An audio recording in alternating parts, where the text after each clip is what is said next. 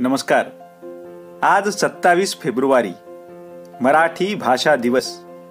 भाषा मरता देशही मरतो, संस्कृतीचाही दिवा विझे, असे भाषाभान जागृत करणारे कवी कुसुमाग्रज म्हणजेच विष्णू वामन शिरवाडकर यांचा जन्मदिवस. संस्कृतीचे सत्व ज्यामध्ये सामावलेले असते ते साहित्य.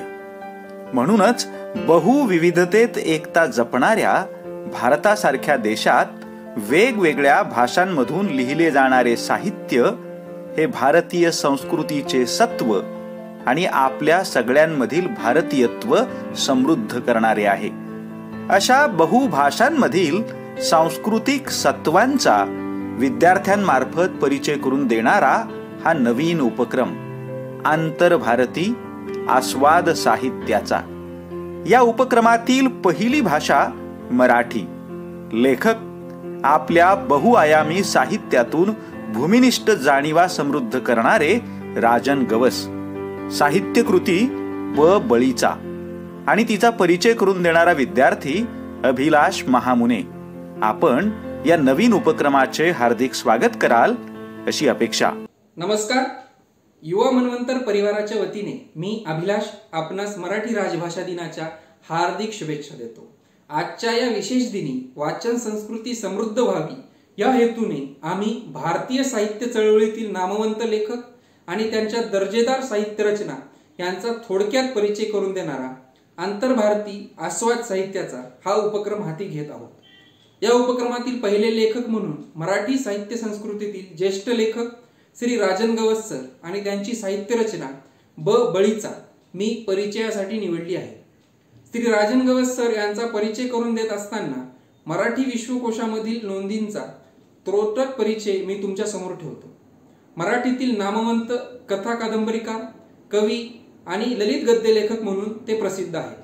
त्यांचा जन्म कोल्हापूर येथील गडहिंग्लज तालुक्यातील आत्याळ या गावी एका शेतकरी कुटुंबात झाला. त्यांचे SSC पर्यंतचे शिक्षण आत्याळ येथे झाले. त्यांनी 1980 साली गडहिंग्लज येथून BA, 1982 साली शिवाजी विद्यापीठ कोल्हापूर येथून MA ची पदवी प्राप्त केली. तसेच भाऊ पाध्ये यांचे कथात्मक साहित्य या विषयावर PhD प्राप्त केली. मौनी विद्यापीठ गारगोटी येथे 23 वर्ष, पुणे विद्यापीठ येथे 2005 ते 2007 या कालावधीत मराठीचे अध्यापन केले. ते 2019 साली कोल्हापूर येथील शिवाजी विद्यापीठातून मराठी विभाग प्रमुख म्हणून निवृत्त झाले. शोषितांविषयी आस्था, कृषीजन संस्कृतीचे वास्तव दर्शन आणि सामाजिक चळवळीतील आंतरविरोधाचे प्रत्येकारी चित्रण, अमानवी धर्मश्रद्धांच्या प्रतिवाद, सामाजिक जीवनाकडे पाहण्याचा नवनैतिक दृष्टिकोन आणि सीमावर्ती बोलींचा सर्जनशील वापर हे गवस सर यांच्या साहित्य लेखनाचे विशेष होते.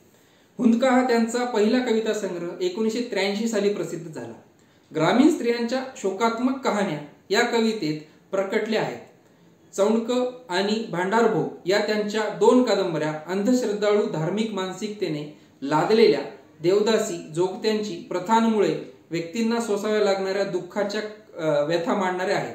धिंगाणा आणि कळप या 2 कादंबऱ्यातून गवस सुशिक्षित तरुण पिढीच्या नवनैतिक दृष्टिकोनातून सामाजिक वास्तवाचे मूल्यमापन करतात. साहित्य अकादमी पुरस्कार प्राप्त तणकट या कादंबरीमध्ये ग्रामीण संस्कृतीतील जातीय ताणतणाव, जात समूहांची अहंतेची मानसिकता, नेत्यांची भ्रष्ट मानसिकता, गावाच्या एकसंधतेसाठी समूहभावाची अपरिहार्यता अशी सूत्रे व्यक्त झाली आहेत. रिवणा वाहिली मुंगी आणि आपण माणसात जमा नाही, ढव आणि लख्ख ऊन असे त्यांचे कथासंग्रह प्रसिद्ध आहेत. बंद झुगारून देणारी बंडखोर स्त्री या कथांच्या केंद्रस्थानी आहे. कृषी संस्कृतीतील सामान्य माणसांच्या व्यथांचे चित्रण आहे. शहर आणि खेडे यातील द्वंद्वशीलता हा त्यांचा कथाचित्रणाचा एक आयाम आहे. काच कवड्या, कैफियत आणि लोकल ते ग्लोबल हे त्यांच्या ललित गद्य संग्रह प्रसिद्ध आहे. ललित वैचारिक असे या लेखनाचे मिश्र स्वरूप आहे. या लेखनातून त्यांनी जागतिकीकरणोत्तर काळातील सामाजिक वास्तवाचे आणि बदलत्या सांस्कृतिक मूल्यांचे चित्रण केले आहे. भाऊ पाध्ये यांचे कथात्मक साहित्य, भाऊ पाध्ये यांची कादंबरी, भाऊ पाध्ये यांची कथा हे त्यांच्या स्वतंत्र समीक्षा ग्रंथ प्रसिद्ध आहेत. राजन गवस सर यांच्या लेखनाला राज्य शासन, साहित्य अकादमी, महाराष्ट्र फाउंडेशन, लाभसेटवार भैलू रतन दमानी यांच्या तणकट आणि भांडारभोग या कादंबरीचे कन्नड आणि हिंदी अनुवाद झालेले आहेत. विश्वकोशामधल्या नोंदीतले राजन गवस सर तुमच्या माझ्या भावविश्वामध्ये व्यापून राहिलेले राजन गवस सर यांच्यामध्ये खूप मोठा फरक असतो. आता मी माझ्या भावविश्वातल्या राजन गवस सर यांच्या ब बळीचा या पुस्तकाच्या परिचयाकडे वळतो. ब बळीचा ही कादंबरी पॉप्युलर प्रकाशन मुंबई यांनी प्रकाशित केलेली आहे. कादंबरीची पहिली आवृत्ती 2012 साली व पुनर्मुद्रण 2014 साली प्रकाशित झाले आहे. कादंबरीचा विषय आशय स्पष्ट करणारे सुरेख असे मुखपृष्ठ श्री विष्णू थोरे सर यांनी केलेले आहे. कादंबरीची कथा साधारणतः अशी आहे.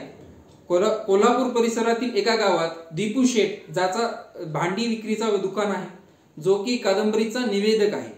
या दीपू शेठचा मित्र कलप्पा कोनकेरी हा त्याच्या गावातील तहसील कार्यालयात कारकून म्हणून काम करत असतो. याचबरोबर तो लेखक असल्या कारणाने एका चित्रपटाची पटकथाही लिहित असतो. एके दिवशी हा कोनकेरी गावातून नाहीसा होतो. सगळीकडे शोध करूनही तो सापडत नाही. त्याचे नातेवाईक पोलिसांमध्ये तक्रार करतात. कोनकेरीच्या शोधामध्ये दीपू शेठ केवळ त्याच्या जवळचा मित्र असल्या कारणाने विनाकारण त्यात गोवल्या जातो. या प्रकरणातून सुटका होण्यासाठी दीपू शेठ कोनकेरीच्या घरगुती सामानातील डायऱ्या आणि फायली वाचून यातून काही त्याचा सुगावा लागतो का ते तपासतो आणि इथून कादंबरी एक वेगळे वळण घेते.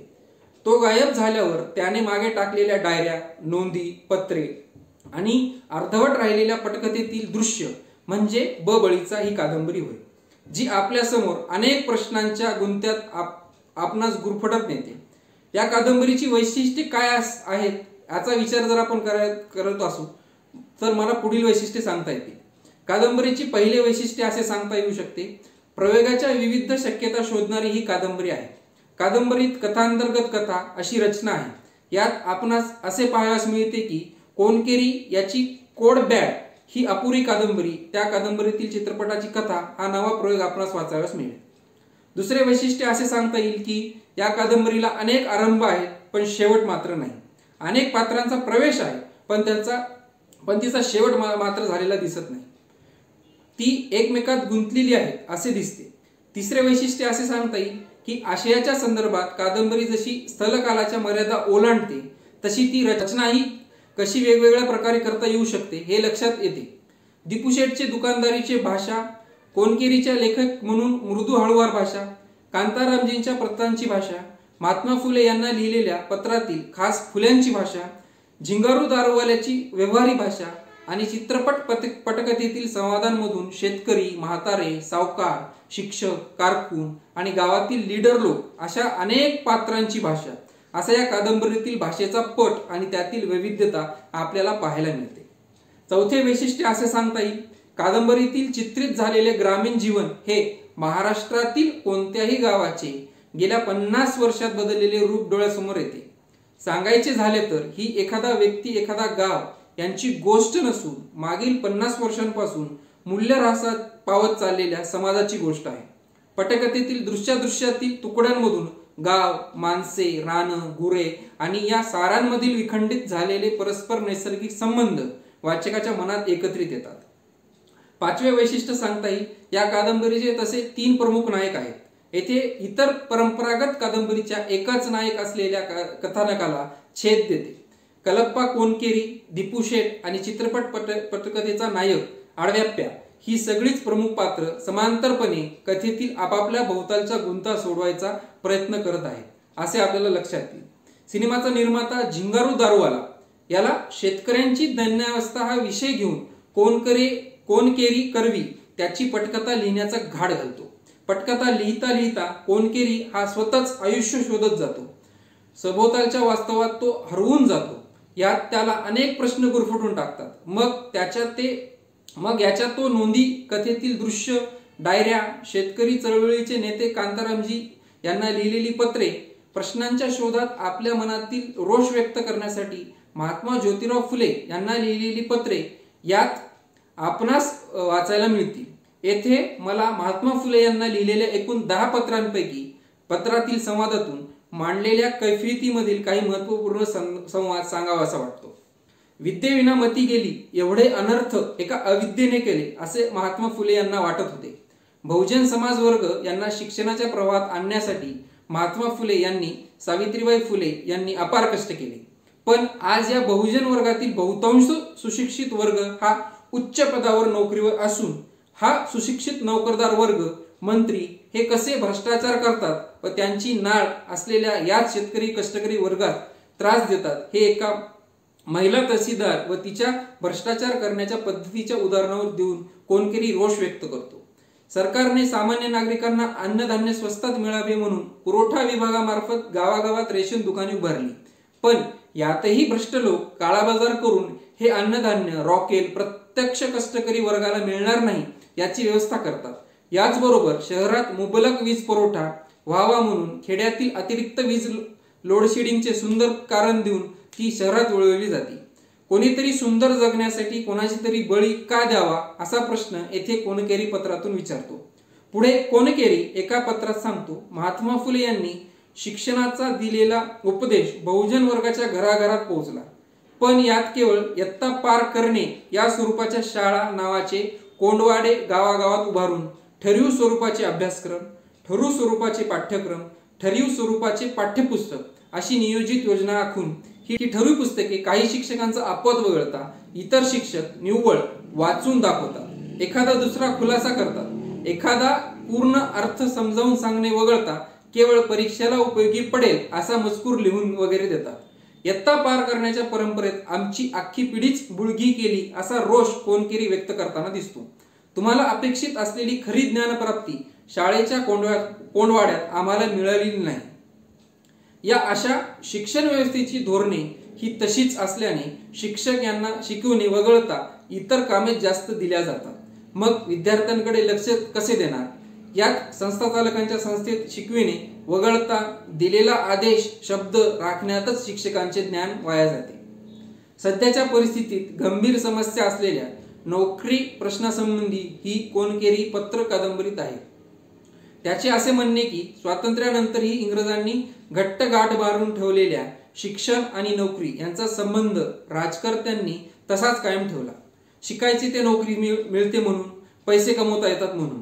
यात श्रम करणे किंवा राबणे हे कमीपणाचे वाटते. या सुशिक्षित नोकरदार लोकांना असे वाटते शिकले की श्रम विकत घेता येतात. आपण आपल्या ग्रंथात शेतकऱ्यांच्या मुलाला श्रम आणि शिक्षण एकत्र दिले पाहिजे असे म्हटले आहे. हे धोरण नाकारल्याने आज पदवीधर सुशिक्षित बेकारांची संख्या वाढली आहे. जे धनाढ्य आहेत त्यांनी पैसे भरून नोकऱ्या मिळवल्या आणि तो पैसा परत मिळवण्यासाठी सर्रास भ्रष्टाचार करण्यास सुरुवात केली. शिक्षणाने नैतिकता येते यावर रोष व्यक्त करताना आज आपण सुशिक्षित लोक नैतिकतेचा विचार करून मीपणा या भावनेतून माणसा वागणूक देतो. याचबरोबर बियाणे, रसायने, औषधे यांचा काळा बाजार, दूध संघटना येथील राजकारण, जमिनीचे गैरव्यवहार, जमिनी हडप करण्याच्या वृत्ती शेतकरी पूर्णपणे भरडला जातोय. गावांचे होत चाललेले शहरीकरण आणि शिक्षण सहकार व केंद्र सरकारच्या योजनांमुळे ग्रामीण व्यवस्थेचे झालेले बाजारीकरण याविषयीचे मूलभूत चिंतन आणि विश्लेषण या पत्रातून कोणकेरी करताना दिसतो. शेतकरी संघटना नेते कांतीरामजी यांना लिहिलेल्या पत्रातून कोणकेरी हे शेती ही संस्कृती आहे, उद्योग नाही असे मत मांडतात आणि शेतकरी चळवळ शेतीला उद्योग करा असे म्हणते. याला त्याचा विरोध करतात. शेतकरी चळवळ ही जागतिकीकरणाचे समर्थन करते. यातून अनेक प्रश्न निर्माण होतात. केवळ पैसा मिळवण्यासाठी शेतकरी शेती करत नाही, तर तो श्रम करतो कारण तो त्याचा श्वास आहे असे मत कोणकेरी कांतीरामजी यांना लिहिलेल्या पत्रातून व्यक्त करताना दिसतो. आता आपण असा विचार कराल की ही कादंबरी यातील कथानक आजच्या महासत्ता बनू पाहणाऱ्या भारतीय कृषी संस्कृती, समाज, अर्थव्यवस्था यांना कशी लागू पडते? याचे उत्तर सोपे आहे. आपण ही कादंबरी वाचली पाहिजे जेणेकरून आपल्याला आपल्यातील व सभोवताली बदलत जाणारा प्रत्येक घटनाक्रमाचे कारण व उत्तर हे दोन्ही यातून सापडेल. आपल्यातील प्रत्येकाकडे आज शेती जरी नसली तरी आपल्या मागच्या पिढीचा शेतीशी संबंध आलेला असतो. तसेच गाव संस्कृतीशी आपल्या सगळ्यांची नाळ जोडलेली असते. पण आजही नाळ तुटून आपण विकसित शहर, मॉडर्न विलेज, खेडी गावे यापैकी कोणत्या तरी व्यक्ती समूहाच्या वर्तुळात जगत आहोत असे मला वाटते. आणि हे असे जगत असताना आपणास आपल्या समस्या प्रश्न वगळता इतरांचे दुःख हे अगदी खुजे आहे असे वाटायला लागते. माणूस माणसांपासून अधिक दूर जातोय याचे मूळ शेती संस्कृती व गाव संस्कृतीचा होत जाणारा मूल्यऱ्हास होय असे मला ही कादंबरी वाचल्यानंतर वाटते. केवळ शेतीबद्दलच बोलायचे झाले तर शेतकरी वर्गासमोर आर्थिक संकटाबरोबरच नैसर्गिक संकटे ही नेहमीच आहेत व यातून त्यांचा विकास न होणे हे आता निश्चित झाल्यासारखे आहे. यामुळे जे अल्पभूधारक भूमिहीन शेतकरी आहेत ते व त्यांच्या येणाऱ्या पिढ्या या वर्तुळातून बाहेर पडतच नाही आणि हेच या कादंबरीतून सविस्तर नमूद केलेले आहे. याला कारण द्यायचे झाले तर या परिस्थितीला सरकार एवढेच आपण इतर सामान्य नागरिकही तितकेच जबाबदार आहोत असे म्हणता येईल. उदाहरण द्यायचे झाले तर येथे मी आर्थिक उतरंडीचा आधार घेऊ इच्छितो. आपण बाजारात भाजीपाला आणतो तेव्हा आपण प्रत्येक वस्तूचा मोलभाव म्हणजेच बार्गेनिंग करतो. तेच आपण एखाद्या दुकानातील वस्तूच्या छापील वस्तूवर आपण करत नाही. याचे कारण शेतकरी वर्गाला त्याच्या मालाचा भाव ठरवण्याचा अधिकार नाही. आर्थिक स्तरावर आपण त्या शेतकरी वर्गाला आपल्यापेक्षा कनिष्ठ समजत असल्याने आपण मोलभाव करतो. इथे एक लक्षात घेण्यासारखे आहे, जो जगाचा पोशिंदा म्हणून ओळखला जातो आपण त्याला त्याच्या कष्टाचा योग्य तो मोबदला मिळवून देऊ शकत नाही. या उलट त्याच्या मोबदल्याचा विचार न करता त्याच्याचीच आपण हुज्जत घालतो. ही कादंबरी जरी 2012 साली प्रकाशित झालेली असली तरी या कादंबरीतून येणारे कथानक आज स्वातंत्र्याचा अमृत महोत्सव साजरा करत असताना शेतकरी व कष्टकरी वर्गाचे सर्व प्रश्न तसेच आहेत. काही टक्के शेतकरी हे सधन जरी असते तरी आजही बहुतांश भागात सिंचन, वीज, सुधारित बी बियाणे यांचा योग्य ती उपलब्धता पुरवठा होत नाहीये. ही परिस्थिती बदलण्यासाठी राजकीय नेते, सरकारी नोकरदार बरोबरच आपण सर्वसामान्य नागरिकांच्या ही जबाबदारी आहे. वाढत्या शहरीकरणाच्या विकासात शेतकरी वर्ग, ग्राम संस्कृती यांची होरपळ होऊ नये यासाठी आपण सगळ्यांनीच प्रयत्नशील असले पाहिजे. ही कादंबरी आपणास अनेक अर्थाने प्रश्नांच्या गुंत्यात गुरफटून टाकत जरी असली तरी त्यातून मार्ग काढण्यासाठी ही कादंबरी प्रेरणा देते. आपण काय आणि कसे आहोत, कसे बनतोय याचा शोध घेण्यासाठी आपण आपल्या स्पर्धात्मक प्रवासाचा वेग थोडा मंदावून मागे वळून पाहिले तर आपणास नक्कीच आपल्यातील कलाप्पा कोणकेरी सापडेल, जो हे सारे बदल घडून आणण्याचा आशावाद बाळगतो. यासाठी तो प्रयत्न करतो. ज्याला अक्षरज्ञान आहे तो ज्ञानी असा समज प्रचलित आहे. या उलट निरक्षर, अज्ञानी, अडाणी असतो असा गैरसमज आहे. वास्तविक अडाणी हा शब्द शेती संस्कृतीमधील असून ज्याला शेतीचे ज्ञान नाही असा तो अडाणी. मग अक्षर ओळख असलेल्या कोणतेच जीवनज्ञान नसताना तो ज्ञानी कसा, असे कितीतरी परखड सवाल आपल्या साहित्यात उपस्थित करून कृषीजन संस्कृतीतील आम्हा पोरांना आपली मूळ शोधण्यासाठी राजन गवस सर यांनी प्रवृत्त केले आहे. बळीचा ही कादंबरी अशीच अस्वस्थ आणि अंतर्मुख करणारी आहे. प्रस्तुत कादंबरीचा मी हा जो काही परिचय करून दिलेला आहे तो माझ्या आकलन शक्तीप्रमाणे केलेला आहे. मी काही साहित्याचा अभ्यासक विद्यार्थी नाहीये, त्यामुळे या परिचयात बऱ्याच काही उणिवा चुका नक्कीच असू शकतील. त्या आपण मोठ्या मनाने माफ करून त्या सुधारण्यासाठीचा सूचना, मार्गदर्शन या व्हिडिओच्या खाली असलेल्या कमेंट बॉक्सद्वारे नक्की कराव्यात अशी अपेक्षा ठेवतो.